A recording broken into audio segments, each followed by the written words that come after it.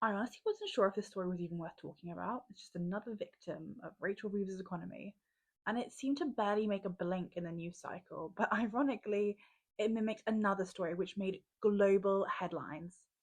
And that's when it occurred to me that's exactly why I need to talk about it. Because recently, a major British company announced that it was laying off 500 workers, and it made global headlines, the front pages, doomy thumbnails, trending hashtags. But another company also laid off 500 people, actually 550 to be precise, and you didn't hear a thing. One sells luxury cars, the other is supposed to preserve our country's heritage.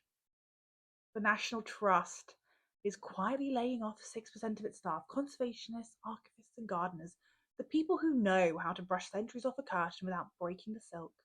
Those who can walk you through a hallway and tell you in which century the floorboards were laid. Yeah, they're gone. The press is weirdly silent because deep down, I don't think anyone's shocked.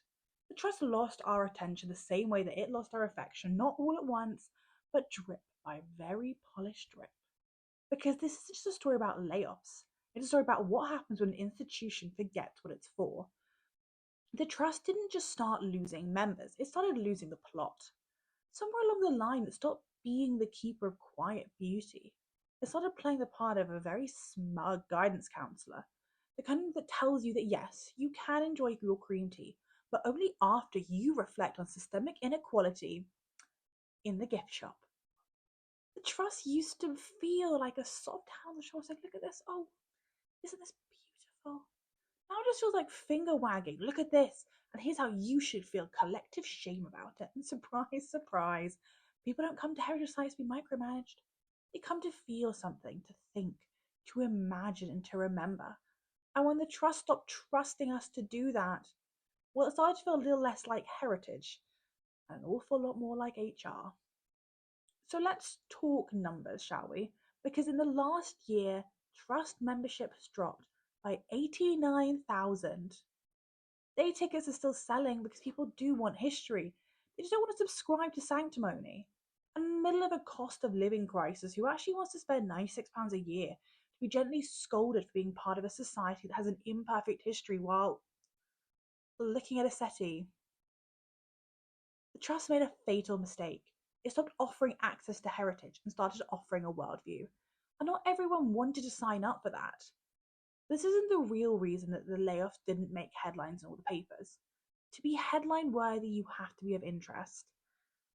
And sadly, the trust stopped being that because they stopped being what they promised to be, a steward, a caretaker, a guardian of the memory. Instead of, they've just become a movement, a lifestyle, a mood board, maybe even a protest. And look, if you're going to go full on social commentary, at least give me proper context and some good fonts. But no, what we got was finger wagging and Futura bold. And look, no one's saying Britain is flawless. We've made mistakes, but we've also made gardens, cathedrals, and buildings with ceilings so beautiful, no photograph will ever do it justice. Aesthetic vision so grand that it will never be possible to be repeated. We're not asking the trust to lie. We're just asking them not to act like a visit to a country house is a form of penance. And this is where the trust really messed up. They didn't just stretch their brand, they forgot what the brand was for. It didn't need to be rebranded. It just needed to remember that beauty is enough, silence is sacred, and not everything needs a content warning and a QR code. But the trust became embarrassed, as if being British was something to apologise for, as if you couldn't admire a Regency fireplace without also having a lengthy internal crisis. At some point, the trust decided that the public wasn't intelligent enough to interpret our past, so they decided to tell us how we should feel, but just without footnotes. And now the consequences are here. Staff are being cut, properties are under threat, and nobody's rallying around to save them because they've already felt pushed out. You can't call your supporters problematic and then be surprised when they don't renew their membership. And let's not forget the British aesthetic. We used to build for eternity. Now we build flats that just look like air fryers and hope that no one notices. The trust should have been the last line of defense, not just for history, but for beauty, for architectural dignity, for things that didn't need to be explained to be worth saving. Instead, they gave us hashtags and lecture plaques and an overwhelming sense that if you feel slightly warm inside a Georgian manor house, you probably need DEI training. And the thing is, the trust didn't need to be cool. It really didn't. It just needed to be kind and British in the best sense of the word. But instead, they became a lifestyle brand with a superiority complex. And now they're shocked that the message didn't sustain the mission. The National Trust didn't need to perform virtue. They had one job. One job, that's all they had. Preserve our heritage. To be the keeper of guardians and drawing rooms and stone staircases that whisper, you belong to something older than yourself.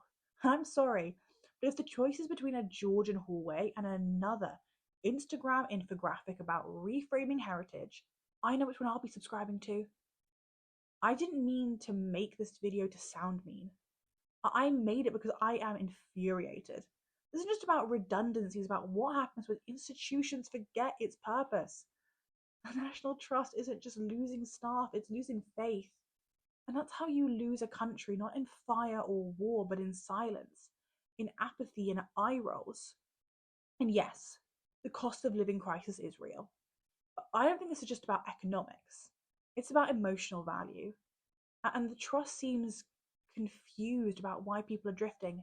Hint, it's not the public that's changed, it's you. The trust started acting like a brand, and not even a good one, like a slightly chaotic tech startup that forgot what it originally sold. And I'm not saying don't tell the truth about history. Of course we should. That's not the same as turning every house tour into a panel discussion. Sometimes silence is sacred. Sometimes showing us layers of a rug is enough. We don't need every hallway annotated with angst. Sometimes we just want to look at the bloody paintings. This isn't about me wanting to gatekeep the past, it's just about respecting it and presenting it, preserving it, trusting the visitor to do the rest. Because the irony is, when the National Trust stopped trusting us, we stopped entrusting them. This isn't just about job cuts. It's about how a once loved, beloved even institution started to think that it was the main character in a story that it was never supposed to be about. The trust isn't supposed to be the story. It's supposed to protect it. And if you're sitting here thinking, why do I care?